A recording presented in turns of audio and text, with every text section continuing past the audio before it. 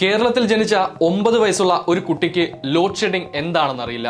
കുറച്ചു കാലം മുമ്പ് സമൂഹ മാധ്യമങ്ങളിൽ ശ്രദ്ധ നേടിയ അഥവാ ചർച്ച ചെയ്ത ഒരു പോസ്റ്റിൽ എഴുതിയ വാക്കുകളാണിത്. പോസ്റ്റിനെ അനുകൂലിച്ചും പ്രതികൂലിച്ചും നിരവധി കമന്റുകളുമുണ്ട്. എന്നാൽ എന്തിനാണ് ഈ പോസ്റ്റിനെ പ്രതികൂലിക്കുന്നത് എന്നതെന്ന് ചോദിച്ചാൽ അന്ധമായ രാഷ്ട്രീയ വിരോധം എന്നതിനപ്പുറത്തേക്ക് മറ്റൊന്നും നമുക്ക് കാണാൻ കഴിയില്ല. കാരണം കേരളത്തിൽ ജനിച്ച 9 വയസ്സുള്ള ഒരു കുട്ടിക്ക് ലോഡ് ഷെഡിങ്ങോ പവർ കട്ടോ എന്താണെന്നറിയില്ല എന്നത് ഒരു യാഥാർത്ഥ്യം തന്നെയാണ്. ഇനി പ്രതികൂലിക്കുന്നവരെ പ്രകോപിപ്പിക്കുന്ന കാര്യം എന്താണെന്ന് വെച്ചാൽ പോസ്റ്റിൽ പറഞ്ഞിരിക്കുന്ന 9 വർഷം എന്നത് തന്നെ. 2011 ഉമ്മൻചാണ്ടി സർക്കാർ അധികാരത്തിലിരുന്ന ആര്യാടൻ മുഹമ്മദ് വൈദ്യുത മന്ത്രിയായിരുന്ന കാലത്ത് മഴക്കാലത്ത് പോലും ലോഡ് ഷെഡിംഗ് ഏർപ്പെടുത്തേണ്ട സാഹചര്യം കേരളത്തിലുണ്ടായിരുന്നു. കേരളത്തിലേക്ക് വൈദ്യുതി എത്തിക്കുന്നതിനുള്ള ലൈനുകളുടെ അപര്യാപ്തതയും വൈദ്യുത ആസൂത്രണത്തിലും വന്ന പാളിച്ചകളുമായിരുന്നു അത്തരത്തിലൊരു അവസ്ഥയിലേക്ക് എത്താനുണ്ടായ കാരണം.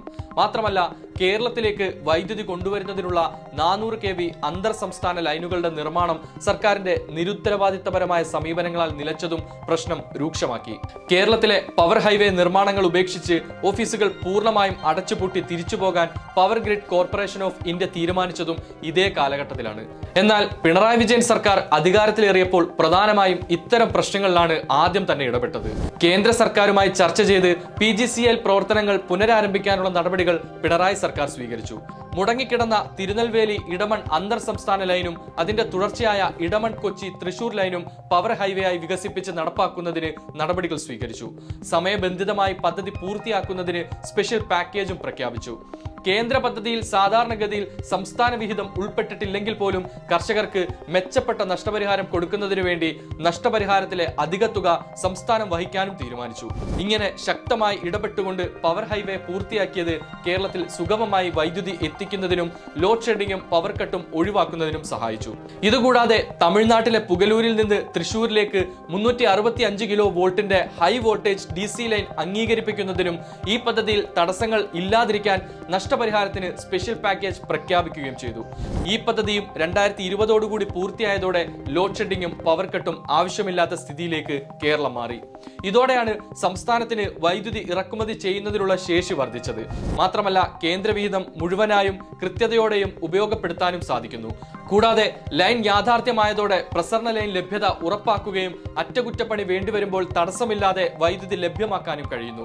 കുറഞ്ഞ ചെലവിൽ ദീർഘകാല അടിസ്ഥാനത്തിൽ വൈദ്യുതി എത്തിക്കാൻ സാധിക്കുന്നതും പ്രസരണ നഷ്ടം വൻതോതിൽ കുറഞ്ഞതും ഒപ്പം മെച്ചപ്പെട്ട വോൾട്ടേജിൽ പ്രസരണ വിതരണം സാധ്യമാക്കുന്നതിലും ഇടമൺ കൊച്ചി പവർ ഹൈവേയാണ് കാരണമായത്. 2006 മുതൽ 2011 വരെയുള്ള ഇടതു സർക്കാർ കൊണ്ടുവന്ന പദ്ധതിയാണ് തിരുനെൽവേലി കൊച്ചി 400 kV പവർ ഹൈവേയും ഇടമൺ കൊച്ചി പവർ ഹൈവേയും. എന്നാൽ ഈ പദ്ധതിയുടെ പ്രവർത്തനങ്ങൾ ആരംഭിച്ചപ്പോഴേക്കും പുതിയ സർക്കാർ അധികാരത്തിൽ വന്നു. ശേഷം അധികാരത്തിലെത്തിയ ഉമ്മൻചാണ്ടി സർക്കാർ പദ്ധതി പൂർണ്ണമായും ഉപേക്ഷിക്കുന്ന അവസ്ഥയിലേക്ക് എത്തി. അതുകൊണ്ട് തന്നെ ഉമ്മൻചാണ്ടി സർക്കാർ അധികാരത്തിലിരുന്ന കാലത്തും ലോഡ് ഷെഡിംഗ് എന്ന ദുരവസ്ഥ കേരളത്തിൽ തുടർന്നുകൊണ്ടേയിരുന്നു. 1996 നായനാർ സർക്കാർ മന്ത്രിസഭയിലെ വൈദ്യുത മന്ത്രിയായിരുന്നു ഇന്നത്തെ മുഖ്യമന്ത്രിയായ പിണറായി വിജയൻ. വൈദ്യുത മേഖലയിൽ പിണറായി വിജയൻ ഉണ്ടായിരുന്ന പ്രവൃത്തി പരിചയവും ദീർഘവീക്ഷണവും തന്നെയാണ് ഇന്ന് ഇത്തരത്തിലുള്ള ഒരു മാറ്റത്തിലേക്ക് കേരളം എത്തിയത്. അതുകൊണ്ട് വൈദ്യുത മേഖലയിൽ പിണറായി സർക്കാരിന്റെ ഈ കൃത്യമായ ഇടപെടലും ദീർഘവീക്ഷണവും ആസൂത്രണവും ഒക്കെ തന്നെയാണ് ലോഡ് ഷെഡിംഗ് എന്ന വാക്ക് കേരളത്തിൽ നിന്ന് അപ്രത്യക്ഷമായതും ഒരു 9 വയസ്സുകാരൻ ആ വാക്ക് കേട്ടിട്ടില്ലാത്തതും.